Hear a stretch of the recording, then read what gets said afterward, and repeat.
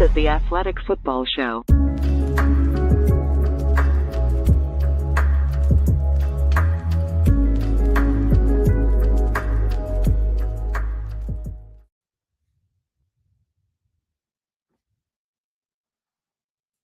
My mic just mutes for no reason all the time. Welcome to the Athletic Football Show's Day 2 free agency live stream. I am Robert Mays. Joining me today, it is my co-host, Derrik Klassen. Derrik, how you feeling, man? Refreshed. By this time yesterday, we were 4.5 hours into a full live stream. So the fact that now we are hitting the ground running at 1 p.m. my time feels a little bit different. Feels good. It was funny yesterday when we came out of that hole. I was very tired, but in the moment, it didn't seem that long just because there was constant things to respond to and we had all these people running through. But when I came out of it, it was almost like Will Ferrell in Old School when he just blacks out for like the entire speech he's giving there during the debate portion. That's kind of how I felt, but it was 5.5 hours long. For me, you know how like when you spend 8 hours air traveling, like you're in airports, you're in airplanes, and you kind of lose sense of like time and where you're at. By the end of the show, that's a little bit how I felt. I think that's exactly right. That's precisely how I felt. It was a nice kind of calm 24 hours since that live stream wrapped up. We've got plenty of stuff to hit today, but the fire hose has been a little bit tamer over the last day or so is what I would say. We got some of these signings that rolled in last night, and that's where we're going to start is with the haul that the Minnesota Vikings have had in the last 24 hours or so. We talked a lot about this and about the potential plan the Vikings would have in free agency this year after getting onto a rookie quarterback contract and having really no picks in the middle rounds. Like that free agency flexibility was really important for them to build up the wanting areas of their roster. And that's exactly what's happened over the last day or so. Byron Murphy back 3 years, $54 million. They tried to sell it as $66 million last night. I appreciate Beller coming through with the real contract numbers here now that we've gotten the actual figures. 3 years, $54 million up to 66 with 35 guaranteed.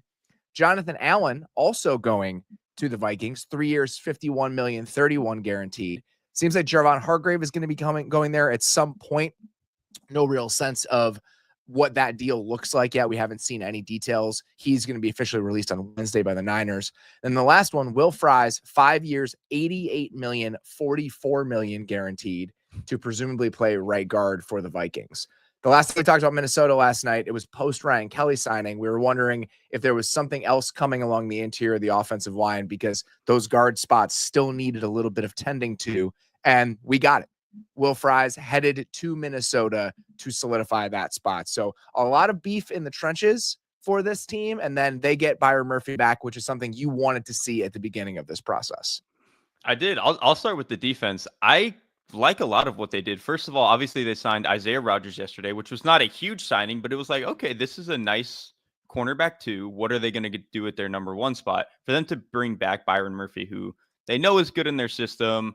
They have proof that he's been able to play really well there. He's a good zone corner. He's really feisty. Like, it just makes sense. And Isaiah Rodgers on the other side, replacing Gilmore, given where Gilmore was at in his career and where Isaiah Rodgers might be as an ascending player, like that makes perfect sense to me. And then to me, what is fascinating is for as good as Minnesota's run defense was last year and parts of their pass rush were, it just, whenever I watched them, it just didn't feel like their interior was any good. Like Harrison Phillips wasn't. Yeah, like they were getting Jerry away with Tillery and Jonathan Bullard and guys who were back end of the roster players at this point in their careers. They were getting away with throwing these weird games and throwing extra linebackers at the problem and like blitzing all these other guys. And so like they had to solve the problems that way. It's kind of interesting to me that whether it was the GM or Brian Flores was like, hey man, it would be nice to not have to solve every problem that way, which kind of seems like the steps that they've taken every year, where 2 years ago they did everything crazy under the sun. Last year, they were able to add a few new pieces, not be as crazy. Now you add guys like Jonathan Allen and Jevon Hargrave, who hopefully don't require you to do as much of that stuff. So I like a lot of what they've done on defense here. Yeah, the Jonathan Allen deal, it reminds me a little bit of the money that Grady Jarrett got yesterday. Aging interior player, has been banged up a little bit. I still think Jonathan Allen probably has a little bit more in the tank than Grady Jarrett does. I think I would prefer Jonathan Allen if I were the Bears. So I like this, and I think the price is fine for Minnesota. I was always wondering what they were going to do with this pool of money that they had. Was this something where they were going to use it to really intentionally rebuild the secondary or bring in new pieces and get some more high octane corners to do stuff they couldn't do last year? Were they going to try to spend some money to replace Cam Bynum, maybe at a somewhat cheaper price, but let him walk in the way that they ended up doing? They ended up spending most of this on the interior of both lines, and they're kind of patching it together with the secondary. Alec Lewis, who covers the Vikings for us, mentioned in the piece he wrote, kind of predicting free agency, that them re-signing Theo Jackson was maybe a signal that Cam Bynum would walk and that they'd be willing to maybe roll into the season with some combination of Harrison Smith, Theo Jackson, and Josh Metellus back there. So it seems like that might be the direction that they're heading. And then at corner, they haven't spent big money. You mentioned Isaiah Rodgers. Mekhi Blackman's going to be coming back from the torn ACL last year. They still have Byron Murphy. Maybe you add a draft pick in that area. The fact that they've spent so big on the interior of both lines and haven't necessarily gone as hard in the secondary, maybe a little bit surprising given their needs coming into the season, but I think a very clear signal of where the Vikings wanted to prioritize here with some money to throw around. And I love the interior signings that they made on offense, because this, to me, I think when we had our, Vikings wrap up, I think after their playoff game, it was like, okay, what is next for them? And obviously a lot of that was Darnold talk, but also a lot of it for me was, is Kevin O'Connell going to have his come to Jesus moment about the run game and about what they want to do with the offensive line? And to me, signing Ryan Kelly and Will Fries, who've proven when they're playing at their best and when they're healthy that they can really kick ass and they can be guys who are pullers and they can run all these down blocks and really move people. I think that to me speaks to what they want to do schematically. Like, I don't know if they're going to fully lean into stuff the way that McVay has, where he's like majoring in duo now. I don't know if they're going to do that, but the fact that they clearly wanted to upgrade there and be able to be a little bit more flexible is it's very encouraging to me. I think when you're looking at the secondary versus the offensive line, my guess is their rationalization, and this may be a little bit unfair to Brian Flores, but it seems like this is what's happening, where we think you can get by with less. Yeah. We think you can get by with a little less. We think you can manufacture whatever you need to back there. We're going to spend in the area where our schematics and us trying to tweak things and us cycling through options hasn't necessarily worked. You made a top 3 defense with Stephon Gilmore and Shaq Griffin and all of these misfit toys that we've given you over the last few years. We assume that you can keep doing that. We're going to make sure that we're putting investments into areas where your fun and games doesn't have quite as much of an impact on both sides of the ball. He's a product of his own success. It's like, oh, you can just do this every year, right? And maybe he can. He's a very good coach, but at some point you would imagine it starts to hurt a little bit, especially now with them not re-signing Bynum and stuff like that. But I have enough faith in Brian Flores that even with a few misfits out there, it'll be fine. I think it makes a lot of sense, this entire process and where they've landed. And you watch that playoff game and it just felt like they needed so much more oomph on that offensive line, and they've gotten it. Hopefully you get Darisaw back, at a reasonable time during the season. You still have Brian O'Neill, and I have 2 new interior starters. This is going to look and feel like a very different group, and hopefully they'll be able to run the ball at a better clip than they've been able to. One notable thing the Vikings have not done to this point in free agency is that they have not brought in a quarterback of any consequence. And it really does seem like we have an inside track for J.J. McCarthy to walk into the season with a shot to just be the week 1 starter, which is not surprising to me. This entire plan over the last year, and I tweeted this out the moment that I saw the Fries contract, this was always the plan. It was always the plan to look at their roster and say, all right, we need help on the interior of the defensive line. We need help on the interior of the offensive line, and we need help at safety and corner. Like that, those are going to be our needs in the spring of 2025. Free agency can bring you those guys. On the interior of the defensive line, you can't get stars, but you can get capable players. On the interior of the offensive line, you can get starting caliber players. So this is the culmination of a multi-year plan. This is why you move off of Kirk, and this is why you can't pay Sam Darnold if you want to see the plan through. So it was always building to this. We'll see how it goes, but the component parts of it and how they've gone about it totally track to me based on everything that they've been pointing to here over the last year or so since Kwesi Adolfo-Mensah kind of got to see this vision start to unfold.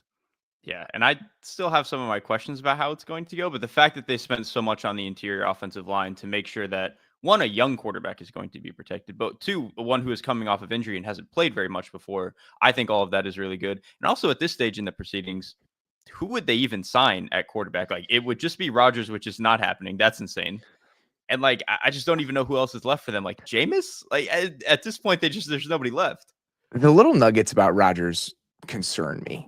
Like, I understand that Kevin O'Connell wants a veteran presence, and I think he wants a little bit more certainty in that room, even if they're excited about JJ McCarthy. That makes total sense to me. At the same time, I'm just not sure that's something I would invite into my building. Like, the vibes are so good. They've been so good for the last 2 years. Like, everything about what you've done, there's so many good feelings about how they've overachieved and what that building feels like. And they've done such a great job of kind of changing the culture and just the overall feel there.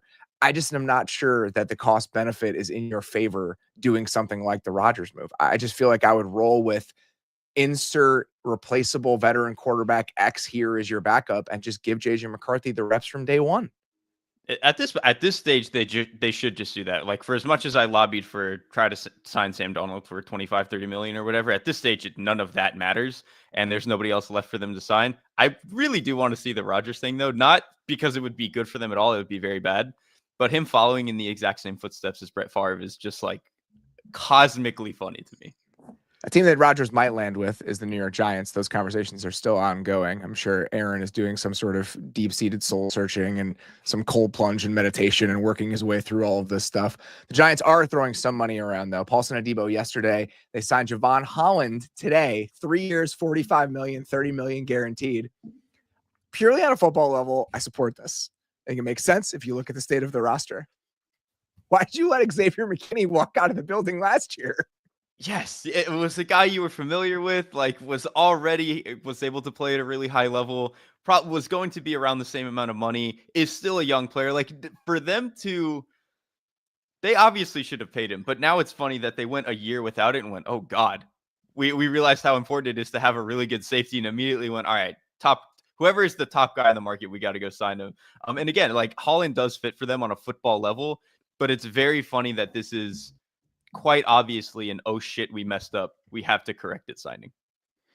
I look at this defense now, and I do think that if you just looked at the first layer of the depth chart, you could talk yourself into it, right? You have Brian Burns, you have Dexter Lawrence, you have Kayvon Thibodeau, which matters less to me than it might to other people, but whatever. You know, he's had some decent statistical seasons. And now your secondary, you put Jevon Holland and Paulson Adebo in there. Drew Phillips played well in the nickel for you as a rookie. You know, Tyler Newman, solid enough for you to feel like, okay, stepping into year 2, can he take a step forward?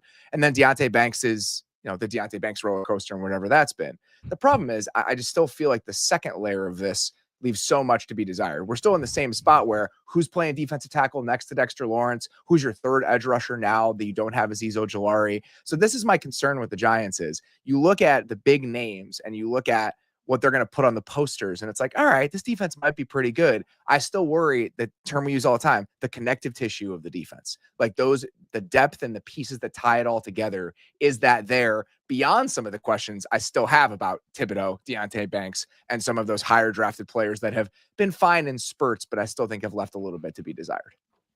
Yeah, if you can guarantee me that this defense will be fully healthy, you could sell me on like they'll brush up against top 10, but it's just if any domino falls at literally any position, they're going to have a huge problem. Like if Cordell Flott has to step up and play corner, that's probably not going to be good for them. If either of these safeties go down and Dane Belton has to be out there again, that's probably not going to be good. And then again, they're losing their depth at pass rusher, which to me, it's already a little bit of an overrated pass rushing unit to begin with, because again, Kayvon Thibodeau, I don't know if he's taken the steps that he's needed to. And now you lose Azeez Ojulari, who was a good 3, which isn't like a super exciting, super sexy thing. But when you're losing him and having nobody clearly to replace him, it's a little bit of an issue. So yeah, they're going to have a lot of questions to answer in the next coming months. Still. Well, how about this? Guess what? When you sign Aaron Rodgers and you can pass on a quarterback at 3, there are going to be plenty of defensive line options available for you sitting there. Did they just do that? No. Oh my God. I was like, I'm saying hypothetically. I was like, man, that would be a hell of a... Why is that so crazy to you? That's absolutely on the table. It's on the table, but there's just something about, I think regardless of where Aaron Rodgers signs, I'm going to be a little bit revolted, even for the places that it makes sense. Looking at this right now, I'll be curious to see what they end up doing it for. Is that a situation where you draft one of the tackles. You can move Jermaine Illuminor back inside to guard. So then you're just sitting there with a rookie right tackle. The interior offensive line gets a little bit better. Andrew Thomas comes back healthy. You have Darius Slayton, Neighbors, and Wan'Dale Robinson. Like, I guarantee you that's the rationalization, and that's what the process of them talking themselves into this. That's probably what it sounds like in the Giants building right now. And I assume that's why they're still trying to make the Rodgers thing happen. Which is exactly what the Jets were doing 2 years ago and last So year. true. When like it's the same rationale of like, oh, we'll get him in the building, we'll fix one or two things, and it'll be fine. And guess what, man? It's probably not going to be fine. So I was talking to Beller a little bit before we got on here. The Giants would be really funny because set aside that this is a bad situation for Rodgers or for any quarterback, frankly, him having to do it again in the same building and or in the same stadium where he just had like the worst 2 years of his career is, again, it like there's almost no situation where Rodgers could sign somewhere and it's not funny for one reason or another. Let's keep rolling through these. The Panthers continue throwing money around on defense. Tershawn Wharton comes to Carolina, 3 years, $54 million, $30 million guaranteed. Wharton was one of those guys that you were a little bit skeptical about heading into free agency. You thought he might get a decent chunk of change. You weren't sure if that was going to be well spent. Where do you sit with Wharton heading to Carolina? I think for this team specifically, I'm actually a little bit more okay with it. For one reason being, he fits what they needed at 3-tech. He's a very explosive player. He's not that big. He's not small, but he's just not, he's not a nose tackle or whatever. He's fairly explosive. They needed a little bit more of that. And this is, again, I think I said this on the live stream yesterday. The Panthers, if they throw any money at the front, I'm probably fine with it because they needed bodies so bad. Where I was worried with Wharton was it was going to be a team that thought they were close and thought that they were spending on a guy who could maybe like be a secret Pro Bowler for them. And I don't think that Wharton is that player, but if he can give the Panthers an upgrade from what they had at, from 3-tech, especially as a pass rusher, a little bit as a disruptor in the run game, for them specifically, I think it actually does make a little bit more sense. They spent a lot of money to remake this defense over the last couple days. Trevor Merrick, obviously, they signed Bobby Brown in free agency on day one. Now Tershawn Wharton. I mean, they really did need to remake a lot of this. They still need an edge rusher at the end of this process somehow. That's something you can seek out in round one if you want to. But I mean, it was so barren talent-wise on that side of the ball. Anything they did was going to make things feel a little bit better. So I'm not surprised that they've been pretty aggressive, and I think it makes sense the types of moves that they've tried to make. Mm-hmm. And now, like, you have the Bobby Brown signing looks even better now that you have somebody who you're actually throwing into the starting role ahead of him, which like all of this is starting to flow a little bit better. Trying to find some of the numbers here. So Wharton So the Wharton contract, this is a great question. Okay. Wharton gets the exact same deal in terms of percentage of the cap, years, and guarantees as Jevon Kinlaw. Which of those contracts would you rather have? I would much rather have Wharton. And like, I didn't put Kinlaw in my landmines thing because I just didn't think anyone would sign him for nearly that much money. Like, I thought Kinlaw would be an 8-9 million a year type of guy instead of where we're at closer to like 15 plus. So like, I would much rather have Wharton. Where are you projecting a little bit because he's mostly been a role player? He did step up a little bit more this year, sure, but yeah, I would rather have Wharton. This is a really good indication. I think Barnwell's done a good job of this and just reminding people about how much the rising cap is affecting our understanding of slots of salaries, where $15 million a year for a rotational defensive lineman is like, holy shit, man, that's a lot of money.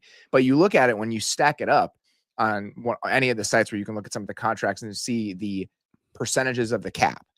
In 2023, David Onyemata signed a 3-year, $35 million deal. So that's 11.7 a year. That's 5.2% of the cap.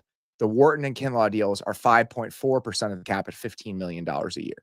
So this is the going rate for rotational starting level pieces along your defensive line. Like, that's kind of what we're talking about here. And especially with a guy like Wharton, who second contract guy, a little bit younger, has some pass rush juice. This isn't necessarily a surprise to see him check in at this sort of number when you look at what the market has felt like over the last few years. Malik Collins is another really good example. Malik Collins got 11.5 in 2023 from the Niners. That's kind of what this feels like. It's a very similar sort of deal and a very similar sort of player that you're seeking out. That's actually a great analogous, especially in terms of the player, where it's like, okay, he's not the biggest guy, but he's going to be very explosive. He's a little bit on the younger side. Maybe we can tap into another half level with him if he signs with our team. Let's keep rolling here. One of my favorite ones of yesterday. And this is, it almost feels cruel that we wanted the Bengals to go out and sign DJ Jones and Dre Greenlaw in free agency because they needed that sort of feel to their defense. And instead, a defense that was already good retained DJ Jones, signed Talanoa Hufanga in free agency, and then added Dre Greenlaw last night.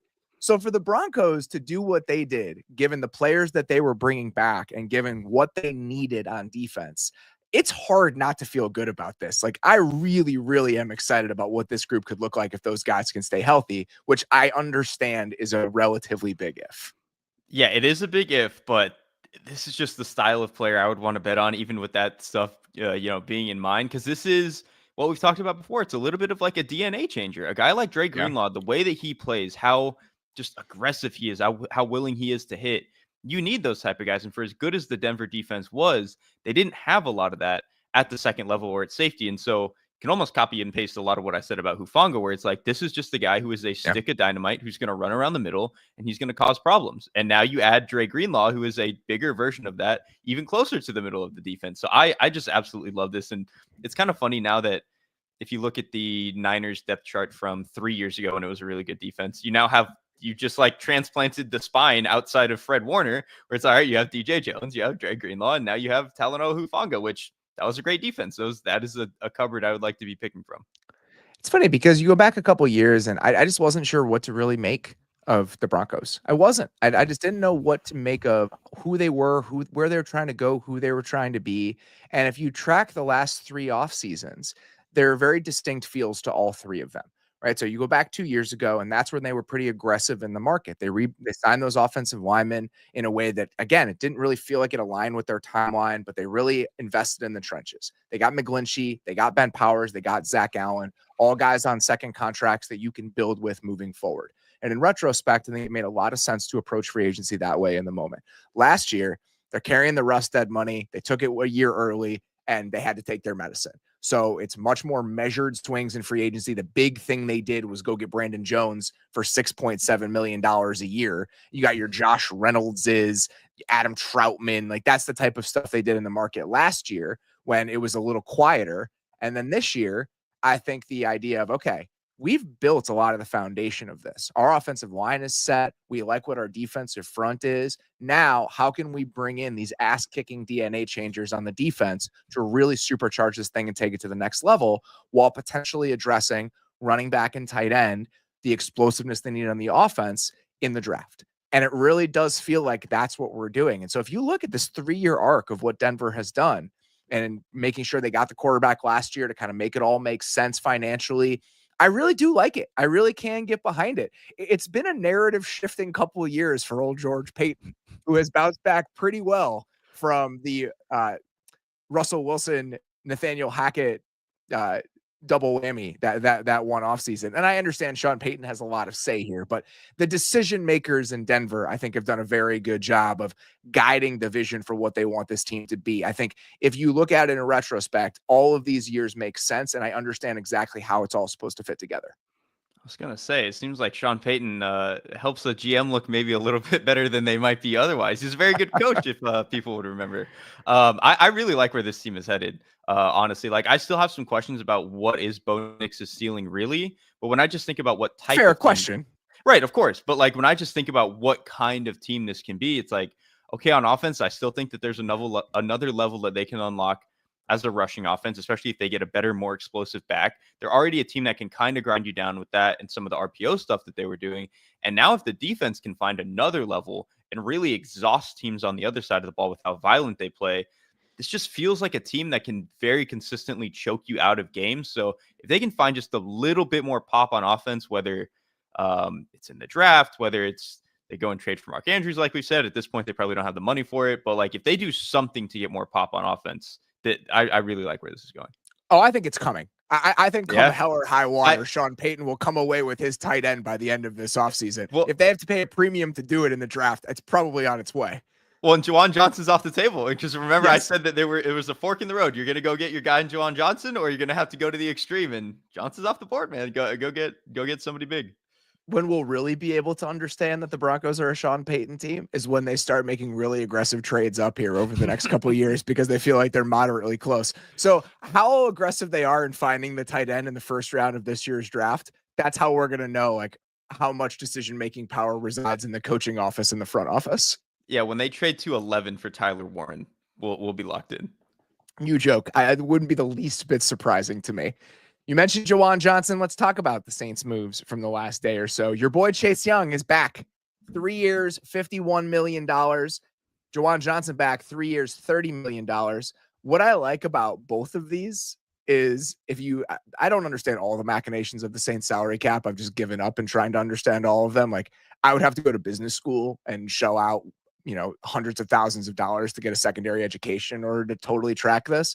But I think that it's been reported with both guys that with their contracts voiding, they would have cost more money against the cap if they had let them go than if they had kept them on these sorts of extensions. So on both fronts, keeping good players and saving money against the cap by paying people, the Saints have done okay here with Chase Young and Juwan Johnson. I don't know a lot about the cap, but there should be no scenario where that is even possible, where keeping a guy is somehow cheaper than cutting it. Like, that is completely ridiculous to me. But I do like it in a vacuum. Like, Juwan Johnson is a useful player. He's more of kind of just a red zone third down specialist than anything, but he is a useful player to have. And then Chase Young, again, I've said how much I value what he is as a run defender. He's a pocket crusher. He's like 85% of what you get out of Jadeveon Clowney, which isn't sexy, but I think it's a nice player to have, especially when he's still young and hopefully has still a little bit of room to grow here. I'm looking at it right now. And so what the Saints did, I mean, the lever we weren't sure whether they were going to pull it was restructuring Derek Carr's contract. And that's what they ended up doing. So now Carr has a $69 million cap hit next year. If they cut him next year, though, I mean, they can still save $59 million if they cut him next year. So that number looks crazy now, but they would save money if they did that. And even with just that move, they would have about $47 million in cap space as it currently stands. That's without the Chase Young deals and the Juwan Johnson deals on the books yet.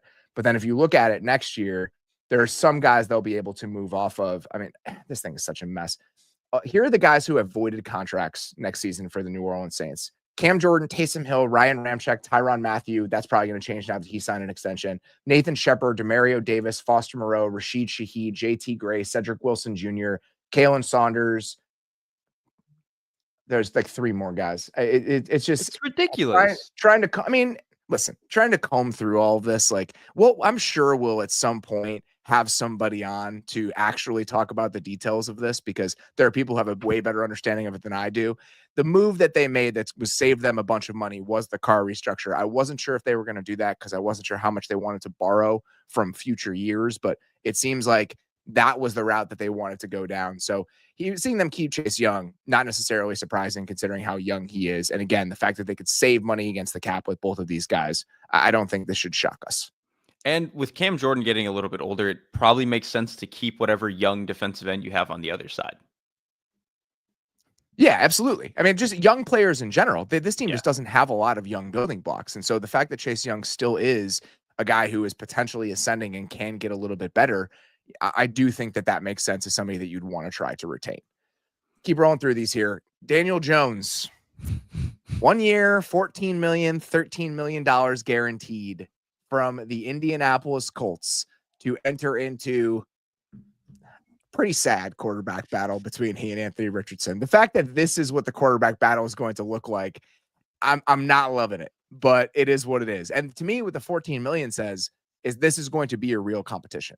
Like $14 million is a lot to pay to a guy that you think is automatically going to lose that battle. I still think at the end of the day, they want Anthony Richardson to be the starting quarterback in Indianapolis because if he's not, how do you justify your presence in the building?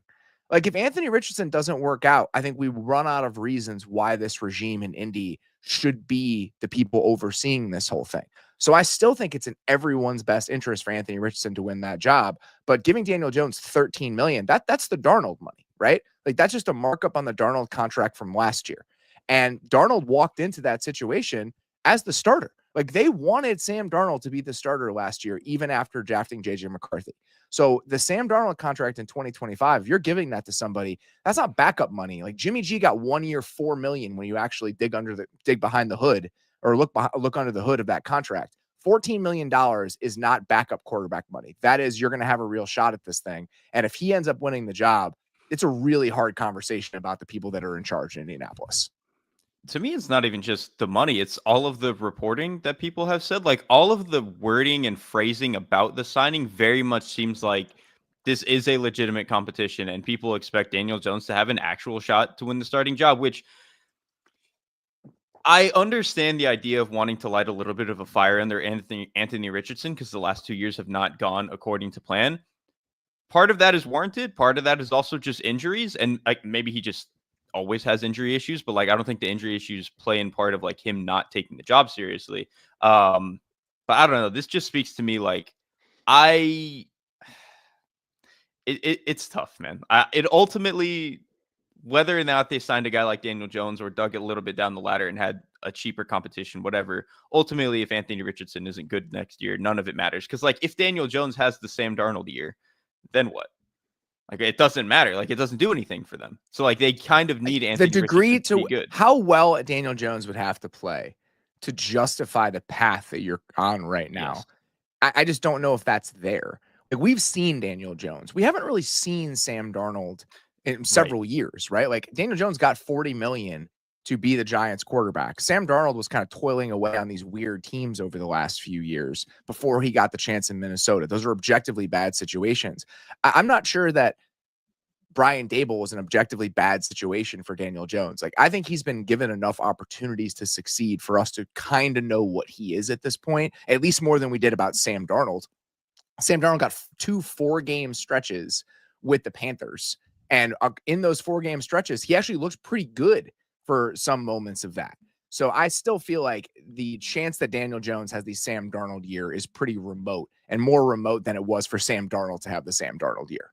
Well, and also like Sam Darnold is just a way more talented thrower. So like there was always you could sell yourself the siren It's also song, a great like, point. If we just get him the right system, if we just protect him, get him the right receivers, he'll make it happen. Daniel Jones isn't like the least talented quarterback in the league or anything, but he is like 2 tiers as a thrower below whatever Sam Darnold is. So even the ceiling of that is probably not what you got last year. It's a great point. Sam Darnold's issue is that he had to be reined in a little bit, right? Like the talent was always there. He just didn't know how to harness it. Daniel Jones is not nearly as explosive or aggressive of a player as Sam Darnold was. So the fact this isn't about channeling untapped potential like it was with Sam Darnold. We've seen, I think, the pool of potential with Daniel Jones. And I think at the end of the day, it is underwhelming. I'm not sure the same path is there. And for the Colts' sake, I hope it's not there because they need Anthony Richardson to win this job and play well, I think, for everyone there to keep their jobs. If you guys are watching on YouTube, we're going to keep rolling here. If you're listening to the podcast version, though, we're going to take a chance now to take a quick break. The Chiefs, 2 years, $20 million for Kristian Fulton. 2 years, $20 million, $15 million guaranteed. Chiefs needed help at outside corner. After last year, we knew that. Kristian Fulton, somebody that low-cost signing for the Chargers last year after being hurt a lot during his time in Tennessee. What do you think about Kristian Fulton for $15 million guaranteed to the Chiefs?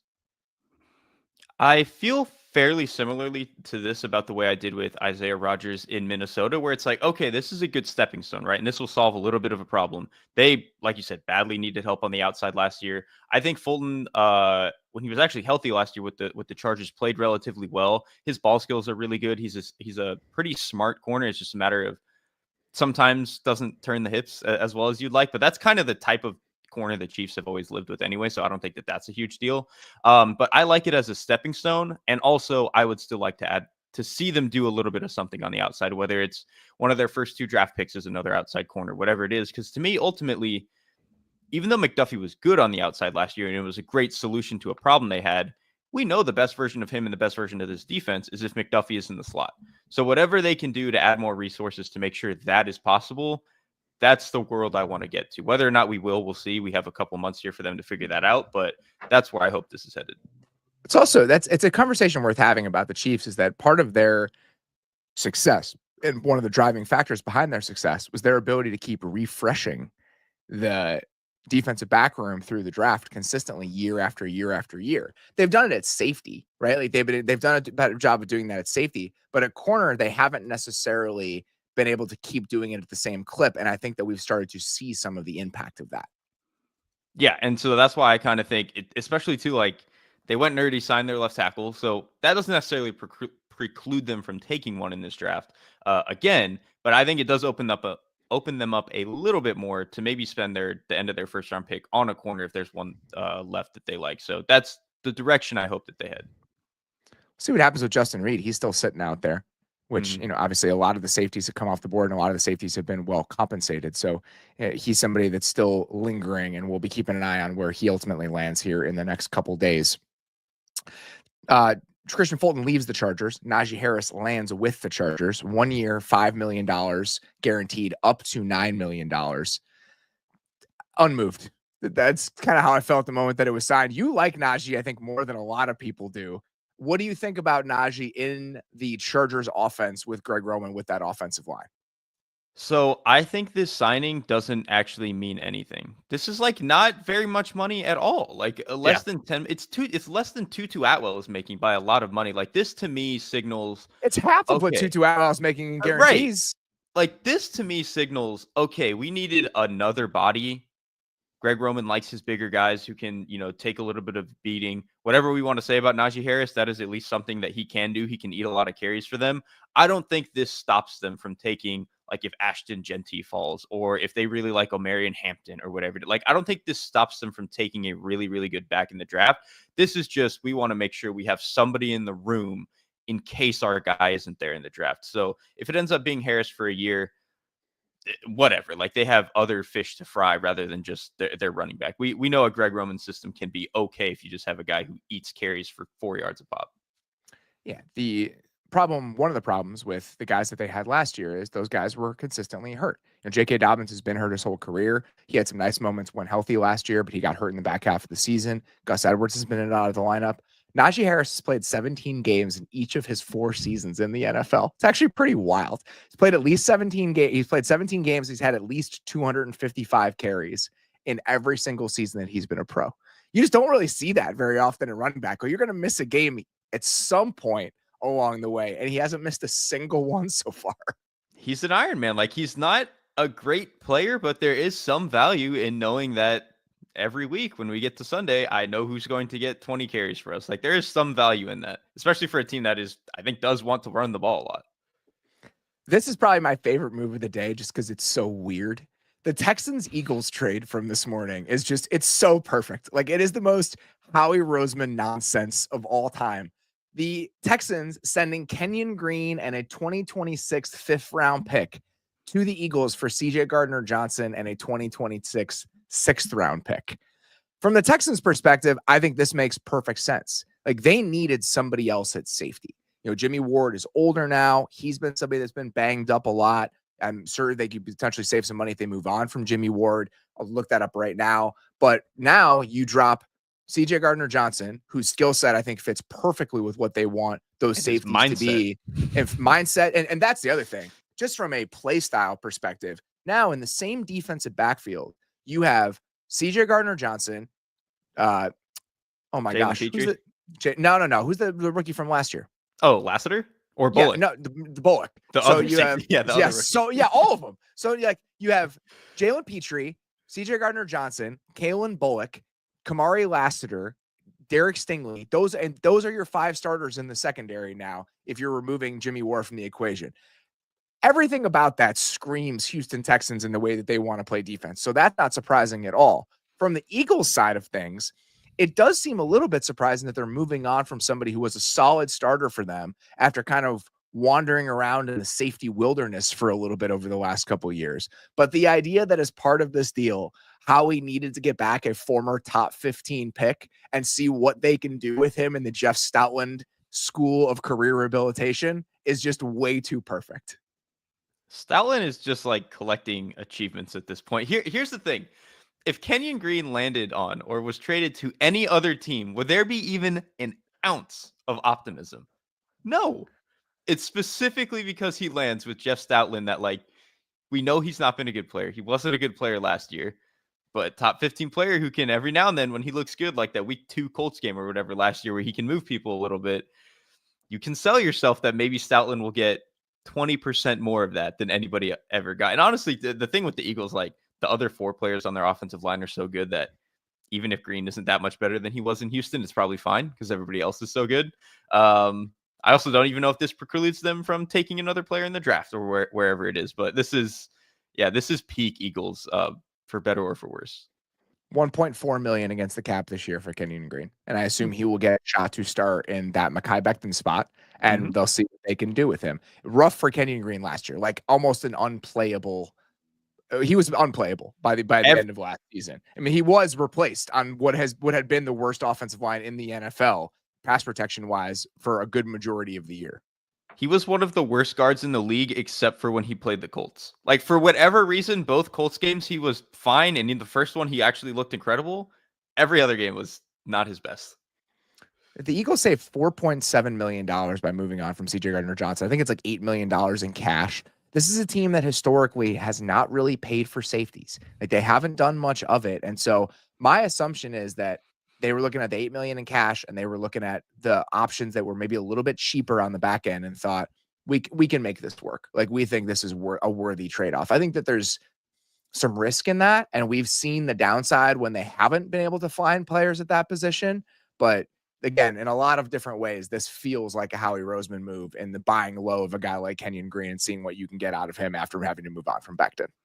It does. There is still a little bit, though. If they walk into next year with Reed Blankenship and just a guy at the other safety spot, for as good as the other players on the defense are, that is going to immediately be one of the worst safety rooms in the league, which is a little bit scary.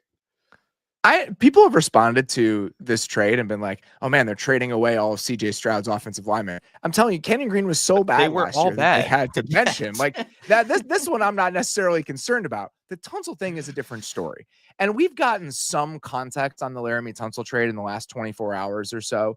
Again, he was going to want to get paid at the top of the market again. It seemed like the Texans were a little bit hesitant about that, with him getting a little bit older, and it's funny, the idea of the culture elements surrounding this. Albert Breer wrote about it this morning, and he said that Tunsil was somebody that was well liked in the building, but wasn't necessarily a tone setter. Not somebody that was really called out as a player that was a leader in a lot of ways, and that offensive line room might have lacked a little bit of leadership.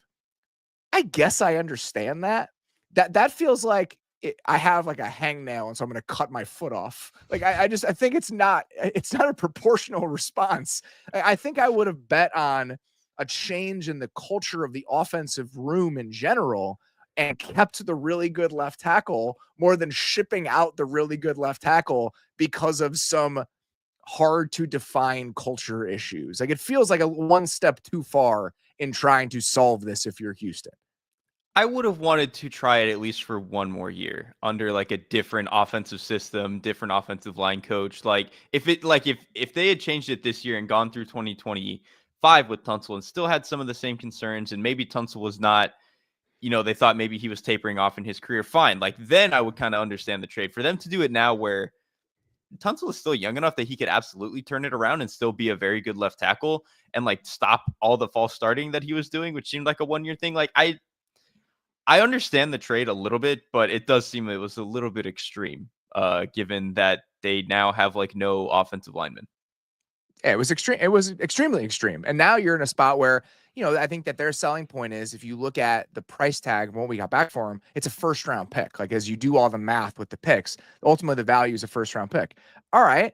Well, if we use that first round pick on an offensive tackle, what are the chances that he's going to be as good as Laramie Tunsil? Even when you consider the contract as part of this, like, offensive line development plans, it's a mixed bag, man, a very mixed bag. And so I think that there's a lot of downside here to moving on from a player as good as Laramie Tunsil, even if you have, again, some concerns about paying him again and some concerns about what sort of presence he is in the room. Yeah, that's exactly where I'm at. Like, it's just, especially with all the other change they're going to have to go through. Like, if they weren't shuffling around other spots and Tunsil was the only guy they had to replace, I could probably live with it a little bit more. But now that they're going to have so much other change, it would have been nice to have a little bit of stability at the most important spot on the line. We talked about this yesterday. Not sure where Titus Howard's going to end up playing, like which of those two spots are settled based on who currently sits on the roster. But they have a good amount of work to do, and they have a lot more to do because of the move with Laramie Tunsil. A little bit of breaking news, real time. Leonard Floyd released by the San Francisco 49ers, signed by the Atlanta Falcons. 1 year, $10 million. It's so fitting that Ryan Pace, as a member of the Atlanta Falcons front office, decided to take another run at Leonard Floyd here. I love the personnel guy who moves around to a different team and signs the guy that he was on his previous team with and was like, no, we weren't wrong about that player. Trust me. Just, situationally, it wasn't, we can get more out of him. But I don't know. I can't fault the Falcons for taking literally any swing at a pass rusher. So good on them, I suppose. We talk about it every single time the Falcons do something like this, but the fact that they haven't had a competent pass rusher since John Abraham is just the best. It's amazing that one team could have such a huge glaring hole at one single position for like a decade and a half. Speaking of Leonard Floyd, I want to talk about the offseason and the last 48 hours or so for the San Francisco 49ers, because they've lost a lot of guys. And for the most part, I'm in a spot where this isn't overly concerning to me. I think that people are going to look at the names and they're going to be like, oh my God, I can't believe they're letting all these guys walk out of the building. But Dre Greenlaw didn't really play last year. Tarvarius Ward didn't really play last year. Jalen Moore was a backup for you. Hufanga didn't play last year. Javon Hargrave didn't really play last year. And the moves that I think are very telling are moving on from Debo and Kyle Juszczyk. Like those feel like a little bit of the changing of the guard, but those almost feel like more a changing of the guard in terms of schematics and in terms of what the identity of the offense is going to be, rather than we're consciously taking a significant step back in our ambitions for 2025 because we're moving on from these players. That's not really what these moves say to me. I think for the most part, these are all guys who weren't really contributors last year and had become really expensive. So I'm not freaking out, I don't think, in the same way that some other people are, as we've watched all of this talent walk out of the building for the Niners. Yeah, some of these I am, some of these I'm not. Dre Greenlaw, I really would have liked for them to have retained, just because I don't think they figured out the other linebacker spot next to Fred That's Warner totally last fair. year. But again, they are most familiar with his injury history, so it's entirely possible they just weren't comfortable with that. But kind of like you said, a lot of the other ones that they're missing kind of makes sense to me. Like Jalen Moore, okay, not re-signing him, whatever. Aaron Banks, again, their offensive line was not that good last year. I totally understand them wanting to move on from that. And even Talanoa Hufanga, I think he's a really good player. But again, he didn't play last year. Also, his replacement, Malik Mustafa, was just good. Like there was no reason to re-sign Hufanga when you got a guy who was maybe not quite as good at his peak, but like played in the same way and I think played really well as a rookie. Like you said with the offensive stuff, I know Deebo Samuel's a name, and we all know Kyle Juszczyk because he's one of like three fullbacks anybody cares about.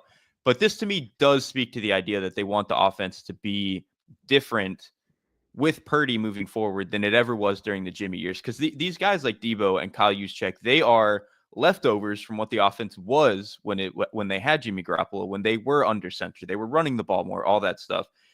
These guys are holdovers. And so when they are moving into a world that is a little bit more drop back, a little bit more gun, a little bit more spread out, guys like Deebo Samuel and Kyle Juszczyk, especially with Deebo, just all the hits that he's taken, obviously, it kind of makes a little bit more sense for them to move in a different direction. And we even saw this last year, them signaling this when they drafted Ricky Pearsall. Like he's just a very different receiver than Deebo Samuel was going to be. And think about that trio. Think about Ricky Pearsall, Brandon Ayuk, and Jawan Jennings compared to the two receiver sets with Deebo and Ayuk and Deebo whoever over the last few years. It's a very different feel. And so I think we were always kind of moving this direction, and losing Deebo and Juszczyk feels very jarring, like when you see it in the moment or you see it on a graphic. But I think if you were looking at the breadcrumbs, we were kind of headed in this direction over the last year or so anyway. It's just a little shocking when you see it in real time. You know what I do kind of find a little bit fascinating now? The Niners are making their shift with, getting Deebo out of the building, Kyle Juszczyk out of the building, so they're making a change, obviously. Sean McVay and the Rams letting Cooper Kupp go and bringing in Devontae Adams. They want to be something else. Kevin O'Connell beefing up his offensive line and becoming something a little bit different. It's kind of fascinating to me that all of those guys who are kind of in that same bucket and are probably communicating a lot during the offseason have all made the change of like, all right, we got to be something different than we have been the past 2 years. I think that's right, Because I think that for the most part, the Niners, and it's not that they've been solved, but I think that teams have really closed the gap. Like if you look at where they were last year and just how unequipped they felt at times early in the season to deal with all that man coverage that they were seeing, it was really the first time in a really long time, starting in that Super Bowl and then into last year, even before everyone got hurt, where I was just like, oh, they're not a step ahead anymore. Like they just don't feel like they have the upper hand anymore. And so watching them try to sort through this is kind of fascinating. And I think that's what this says to me more than anything else. Yes, absolutely. And so I am fascinated about like how this is all going to go when they start to pay Purdy and all that stuff. But in terms of directionally, I think it makes a lot of sense for Kyle Shanahan and the Niners to just be something different than they were 4 years ago when it was Jimmy G and you were a more under center rushing offense. That's probably what that's probably my takeaway from this is that what this signals to me is we're taking a turn in who we want to be. We're not necessarily taking a turn in how good we're going to be or the amount of talent that we have on the roster. I think there's a chance by the end of this, even with losing some big name guys, let's say you go out and get Joey Bosa, right? As your Leonard Floyd replacement. You find the defensive lineman in the first round of the draft. Ricky Pearsall takes a step forward. Christian McCaffrey comes back healthy. I think there's absolutely a world where the Niners are a really good team again and better than they were last year. But I think what's going to feel different is the structure and the approach on offense compared to what it's been each of the last few years. Exactly. And I think some people will point to last year compared to actually 2023. They did get back to a little bit more of the under center play action stuff. But to me, that was just, Christian McCaffrey wasn't healthy. So they went away from the stuff that Christian McCaffrey allowed them to do. Yeah, I think that's right. And you could feel it start last year. I mean, we talked about this a lot of the early part of the season. Like the offense and the passing game was significantly different earlier in the season and what they were trying to do. But it turned into like Dak Prescott in the way that he was playing. And it's because teams were pushing them that direction, and I just am not sure they were ready to respond. I think that's true from a passing game structure perspective, and I think the pass protection is something that's worth talking about. I want to have a more considered discussion about this at some point in the offseason. It's one of the ideas I have earmarked. If you look at what happened to the Texans, and if you look at what has happened to the Niners over the last couple of years, the unblocked pressures, the way that teams have kind of been able to manipulate their pass protection rules, I feel like there's something there. I feel like there's a little bit of signal there about how teams have started to attack coaches from that tree in pass protection specifically. And so I think that's just one of the other areas where it's like, all right, like you guys got some work to do, because as this system has become more and more prevalent around the league, I think that defenses have started to get a better beat on how they want to go after it.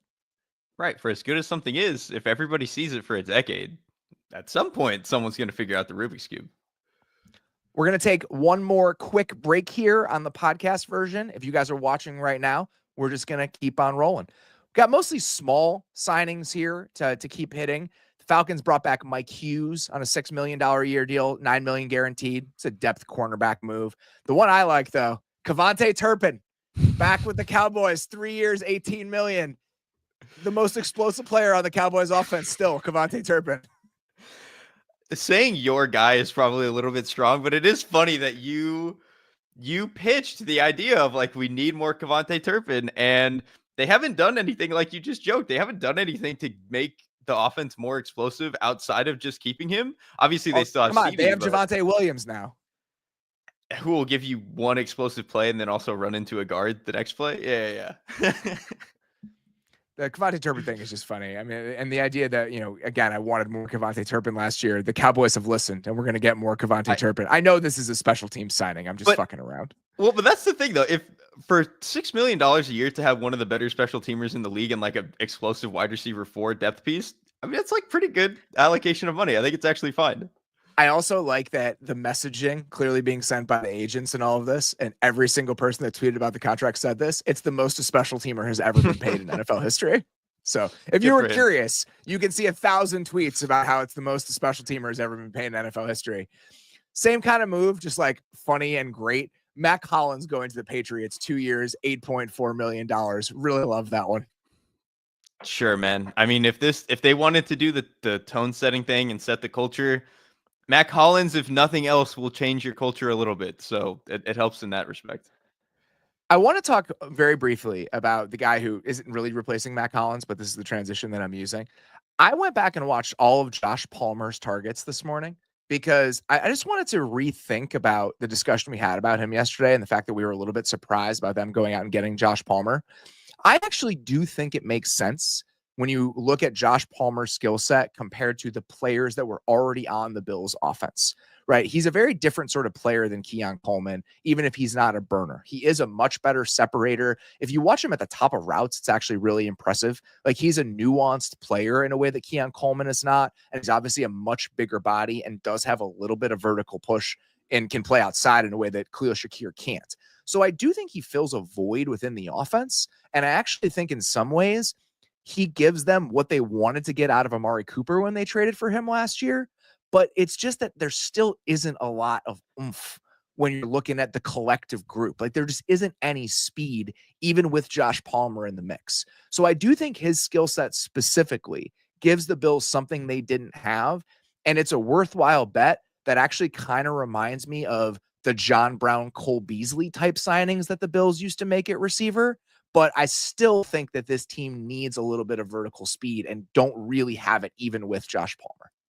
That's still my problem. I think Palmer's a useful player in the same way that, like, not necessarily one for one in the same way, but like in the way that Juwan Jennings can be for the Niners, like that type of deal. It's just, again, they don't have enough explosive stuff down the field. And that is my concern. Like, this is the best body shots offense in the league. Like, they can hit you in the ribs as hard as anybody.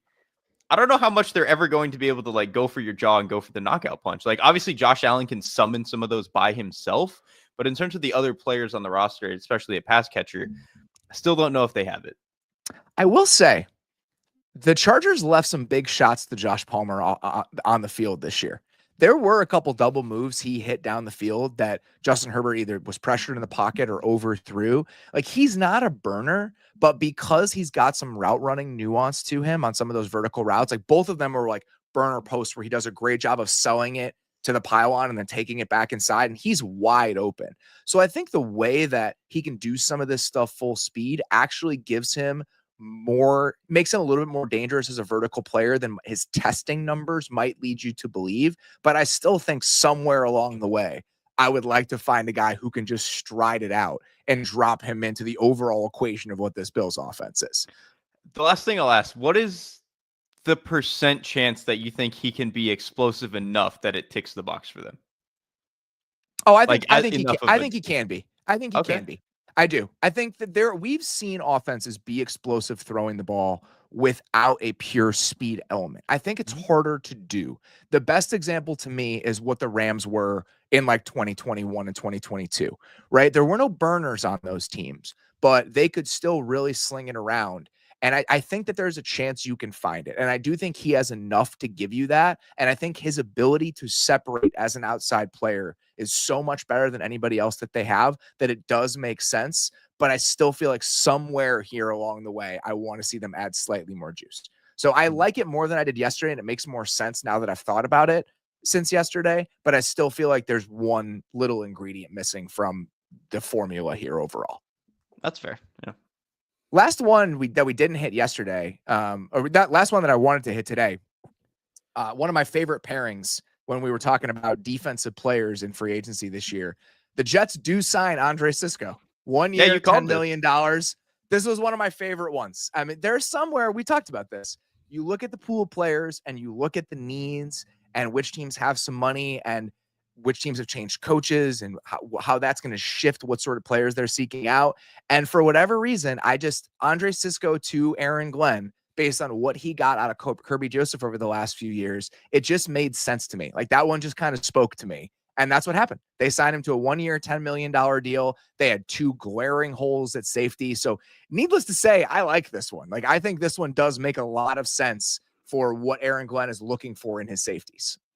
It really does. I think of all the pairings that you had when we were doing our show, this was my favorite one that you sold me on. Like, they're going to walk into the offseason. They're not even going to give him a playbook. They're just going to say, find, like, it's just going to be mostly blank pages. And in the middle, it just says, find the ball. Like, that's going to be his job. It's just, they're going to play a ton of man coverage. They're going to throw 5 bodies at quarterbacks. And they're going to say, hey man, when the quarterback tries to do something, go find the ball. And Cisco, a couple years ago when he was a little bit healthier, did show that he could be really, really good at that. And we have proof of what a player like that in Glenn's defense can do. So I'm pretty excited. And even if you want to go back a little bit further, like Marcus Williams was kind of this for them in New Orleans. Obviously, Glenn was the DB's coach instead of the defensive coordinator, but like we've seen this style of free ranging safety who gambles a little bit be really, really high value for teams like this. Yeah, I agree. So I like this one, but from where the Jets are and just for what type of player he is, I like this one. A couple other really small ones. I don't think we really have to dig into those. I am also going to save consternation conversations and teams not signing players for later in the week. For when it's over? Yes, for when it's over. Like we're still early enough in the process. Listen, if you're a Cowboys fan, nothing's probably going to happen. It's probably time to just admit that you're going to walk away from this process feeling a little bit defeated. If you're a Bengals fan and you're looking for the help along the offensive line, etc., there are still enough players on the board here where there's no use in having this conversation. Just because you haven't gotten in the first wave doesn't mean you're not going to get in somewhere along the way here, right? Justin Reed is still a free agent. Zadarius Smith is available now. DeMarcus Lawrence, Tevin Jenkins, Joey Bosa, Rasul Douglas. Levi Owens-Urike is somebody I'm curious what his landing spot looks like. You mentioned Asante Samuel when we did the show last week. There are plenty of guys here that are still worthwhile players that can be functional starters for you if you still have holes at these spots. So as we get deeper into the week, I'll probably hang out. We'll probably readdress some of this stuff when there actually is some stuff to be panicked about. At this point, I just don't think there is. Yeah, except for the Cowboys, like you said, that nothing is probably happening there. But the Bengals are kind of fortunate that a lot of good defensive, I wouldn't say good, but like low-level starter, 2-spot starter guys are still on the board, which is exactly the bin they were going to be shopping in. So they're probably just waiting for these guys' markets to crash a little bit, which it's probably smart on their part, to be honest. Considering what the receivers are going to have to make here over this single offseason, I think they're going to have to skimp a little bit. All right, that is all we've got for today. Sincerely appreciate you guys listening. If you're listening to the podcast version and if you are hanging out with us, we will be back doing this again tomorrow, 4 p.m. Eastern. Hopefully we got some quarterback news tomorrow. Hopefully we know where the Steelers are going. We know where the Giants are going.